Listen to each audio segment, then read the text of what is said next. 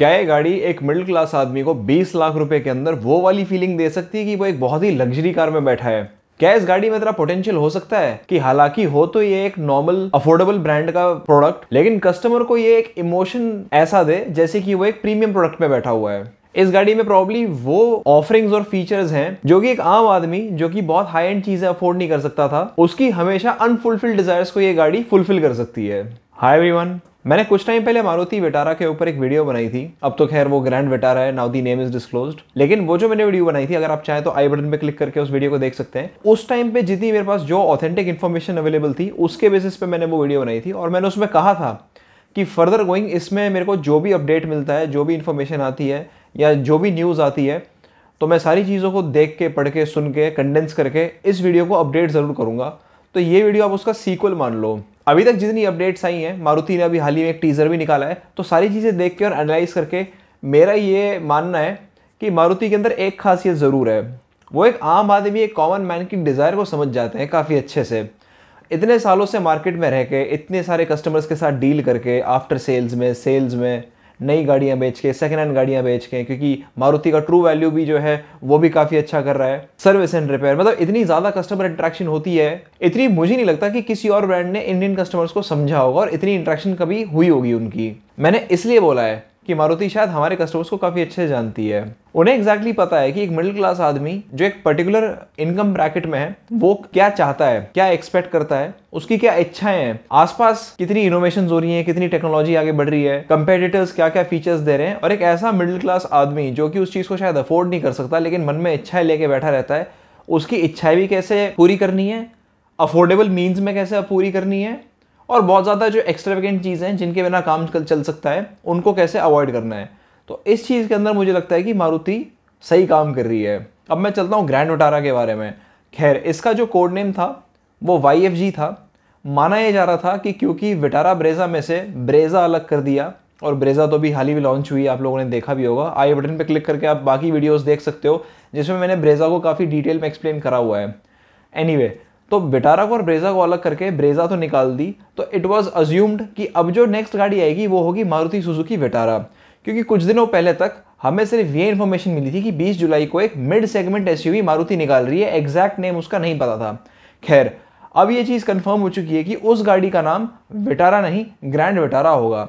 और ये चीज़ नेक्सा की वेबसाइट पे भी अवेलेबल है, और उन्होंने ग्रैंड विटारा बहुत क्लियरली लिखा हुआ है। और इनफैक्ट इस गाड़ी की अभी एक दिन पहले प्री बुकिंग भी शुरू हो चुकी है। गाड़ी के लॉन्च होने से प्री बुकिंग, ये भी एक अलग फैशन चला हुआ है। खैर, इसकी प्री बुकिंग की डिटेल्स वेबसाइट पे जाके आप चेक कर सकते हैं। आप nexaexperience.com पे भी जाके इसकी प्री बुकिंग कर सकते हैं, गाड़ी की डीलरशिप पे भी जाके कर सकते हैं, और बुकिंग अमाउंट रहेगी 11,000 रुपये। अगर आप इसकी वेबसाइट पे जाके देखें तो ग्रैंड विटारा की प्री बुकिंग के मेन्यू में जाके आपको नजर आएगा कि इसके 2 वेरिएंट्स अवेलेबल हैं। एक है नॉर्मल ग्रैंड विटारा और दूसरी है grand Vitara intelligent electric hybrid. इसका मतलब कि माइल्ड हाइब्रिड और स्ट्रॉन्ग हाइब्रिड, ये खबर तो सच्ची है।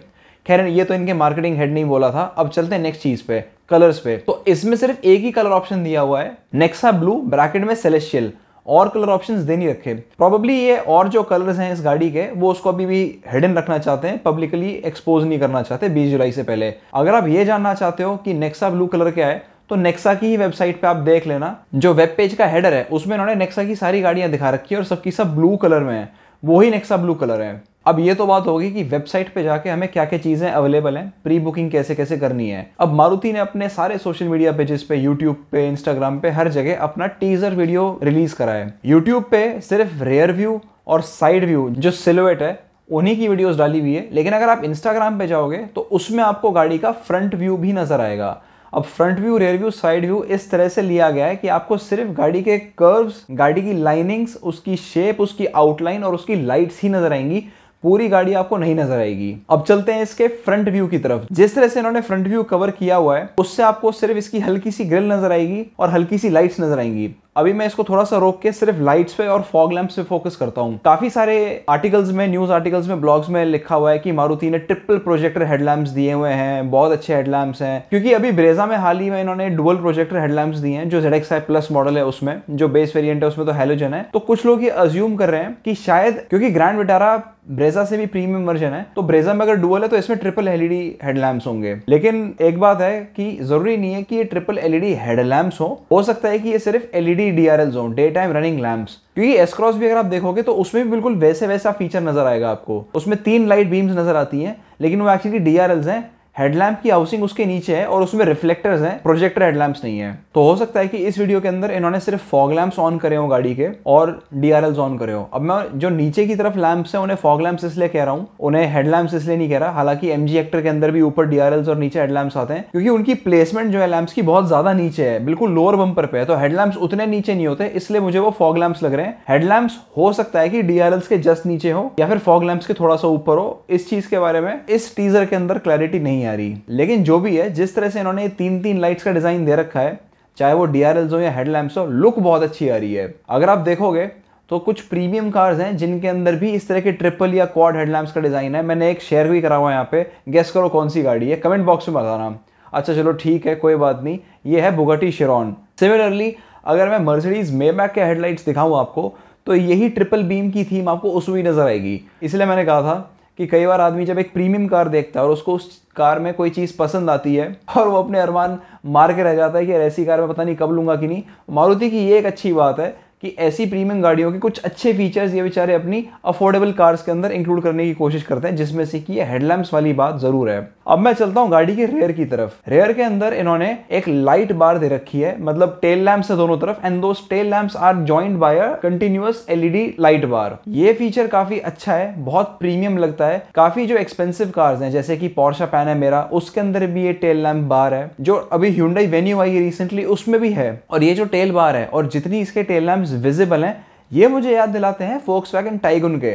फोक्सवैगन टाइगुन भी अगर आप देखोगे तो उसका डिजाइन काफी अच्छा है, कंप्लीटली जर्मन ब्रेड कार। उसका रेयर मुझे काफी अच्छा लगता है, एंड इन्होंने वहीं से कुछ रेयर एलिमेंट्स, डिजाइन एलिमेंट्स लेके अपनी ग्रैंड विटारा में डाले, and they look really nice. In fact Brezza का भी अगर आप रेयर देखोगे तो उसके अंदर भी जो टेल लैंप्स हैं वो जॉइंट तो नहीं है, लेकिन उनकी डायरेक्शन एक दूसरे की तरफ है, थोड़ा एक सी शेप दे रखी है या इन्वर्टेड एल शेप आप कह सकते हो। अब ग्रैंड विटारा क्योंकि ब्रेजा का थोड़ा और एक्सपेंसिव मॉडल है, तो उन्होंने टेल लैंप्स को क्या किया कि ज्वाइन ही कर दिया। तो ऐसा लग रहा है कि ब्रेजा की ही लाइट्स को इन्होंने उठा के ज्वाइन कर दिया।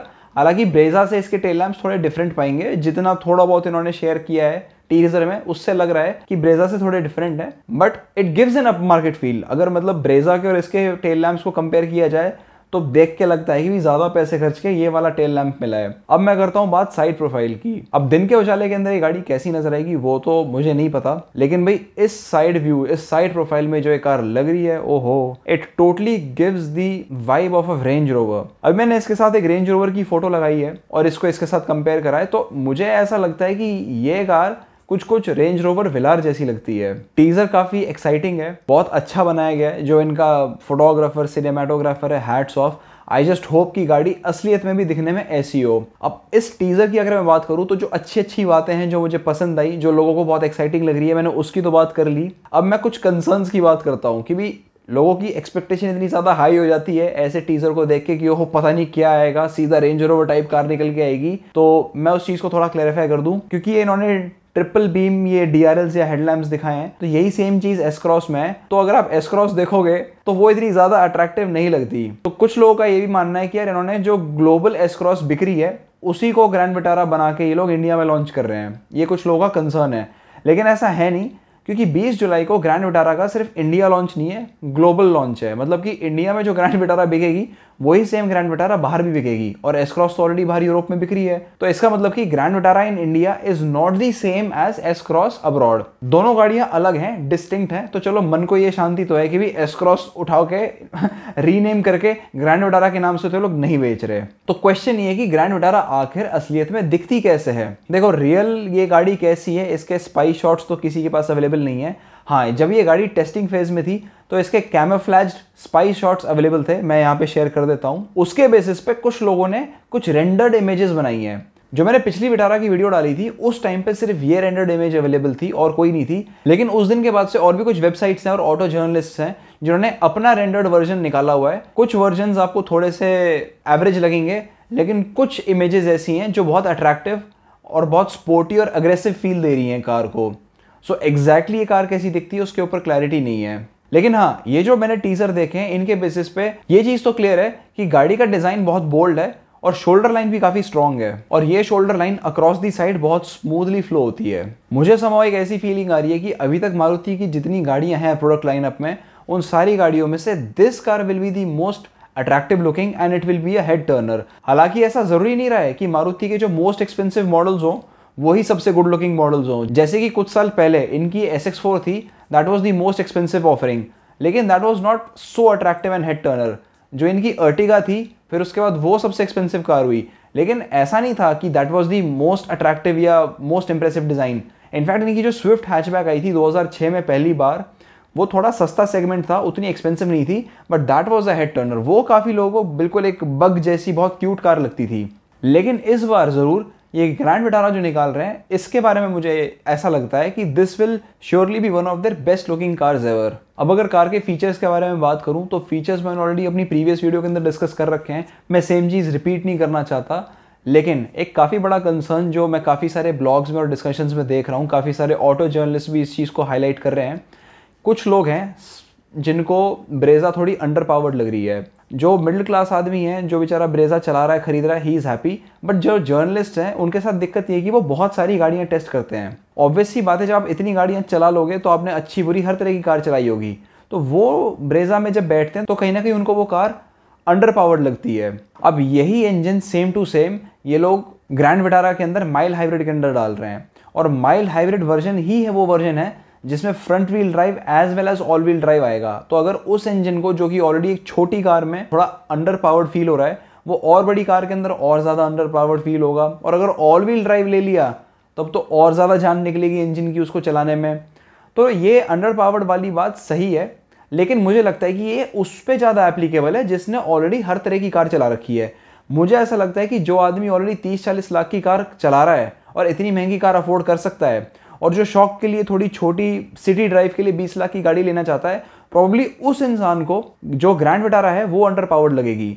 लेकिन कोई ऐसा कस्टमर जो कि थोड़ी छोटी कार जैसे कि स्विफ्ट हो गई, या फिर ये स्विफ्ट डिज़ायर हो गई, या फिर कोई भी सब कॉम्पैक्ट या कॉम्पैक्ट सेगमेंट से अपने आप को अपग्रेड करके अगर ग्रैंड विटारा ले रहा है, तो उसको वो गाड़ी काफ़ी अच्छी लगेगी, क्योंकि गाड़ी फीचर पैक्ड तो होगी, ये तो बात तय है, क्योंकि टोयोटा हाई राइडर में ही इतनी सारी चीज़ें हैं और उसी प्लेटफॉर्म पर और उसी बेसिस पे हमारी ग्रैंड विटारा बन रही है। इनफैक्ट टोयोटा हाई राइडर के बारे में बात करने की जरूरत नहीं है। अगर मैं सिर्फ ब्रेजा की बात करूँ तो उसका जो ZXi प्लस मॉडल है, इट इज़ फीचर लोडेड। थोड़ा सा एक्सपेंसिव ज़रूर है, लेकिन फीचर्स के मामले में उन्होंने कोई कमी नहीं छोड़ी। इसलिए एक ऐसा कस्टमर जो कि थोड़ी सी फीचर रिच कार लेना चाहता था, थोड़ी एक बड़ी स्पेशियस कार लेना चाहता था, जो क्रेटा और सेल्टोस की सेगमेंट में जाना चाहता था, लेकिन जिसने बहुत ज़्यादा पावरफुल गाड़ियाँ नहीं चला रखी, उसके लिए मेरे ख्याल से the Grand Vitara will be a significant upgrade, क्योंकि उसको लैक ऑफ पावर शायद ज़्यादा फील ना हो।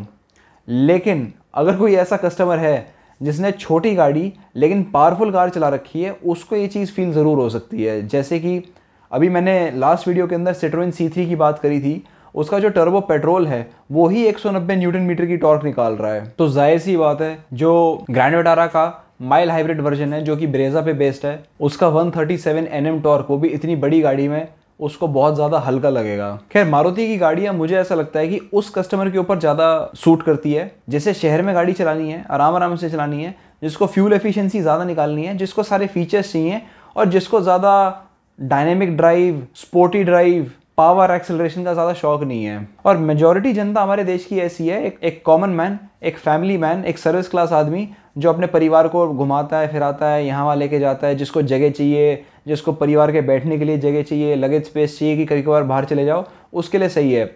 और वैसे भी हमारे दिल्ली NCR के अंदर तो चारों तरफ वैसे भी 50 kmph की स्पीड लिमिट है, और ये स्पीड लिमिटर्स तो ऐसे लग गए हैं कि 80 के बाद वो थोड़ा सा एक अलर्ट देता है, और 120 के बाद तो वो बीप बीप कंटिन्यूसली करता रहता है।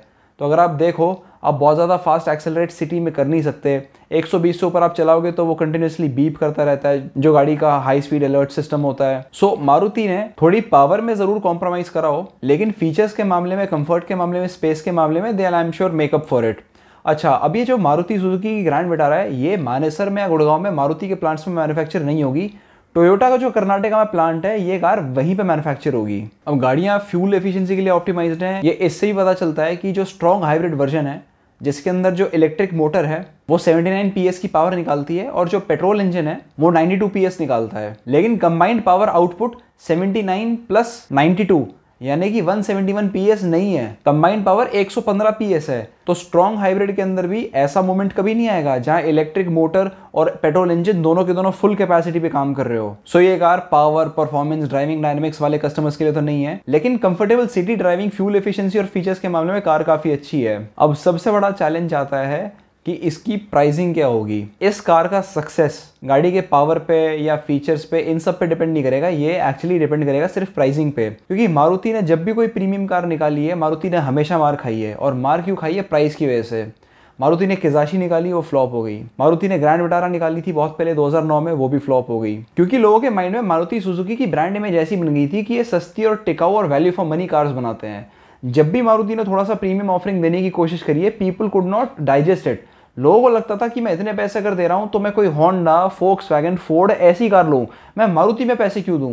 ये लोग तो सस्ती कार बनाते हैं, ये तो अच्छी कार बना नहीं सकते। तो ये बहुत स्ट्रॉन्ग स्टीरियोटाइप जोड़ दिया था मारुति के साथ लोगों ने कि ज्यादा पैसा अगर देने हैं तो प्रीमियम ब्रांड्स को दो, थोड़े बेटर ब्रांड्स को, अमेरिकन जर्मन ब्रांड्स को दो। मारुति को क्या ही है, मारुति तो छोटी गाड़ियों में ही ठीक है। अब मारुति 2 बार फेलियर खा के फिर से एक प्रीमियम ऑफरिंग के अंदर जा रही है। 20 लाख की सेगमेंट में एक मिड साइज एसयूवी दे रही है। अगर उन्होंने थोड़ा सा इसको ओवर प्राइस कर दिया तो इस चक्कर में इस कार की सेल्स खराब हो सकती हैं। Otherwise if they price it right, I think this can be a strong contender to Seltos and Creta. चलिए जी, अभी तक मेरे को जितनी इन्फॉर्मेशन मिली और जो मैं एनालिसिस कर पाया वो मैंने आपके साथ शेयर कर दिया। फर्दर मुझे कुछ अपडेट मिलता है तो I will definitely share it with you. चलो बाय।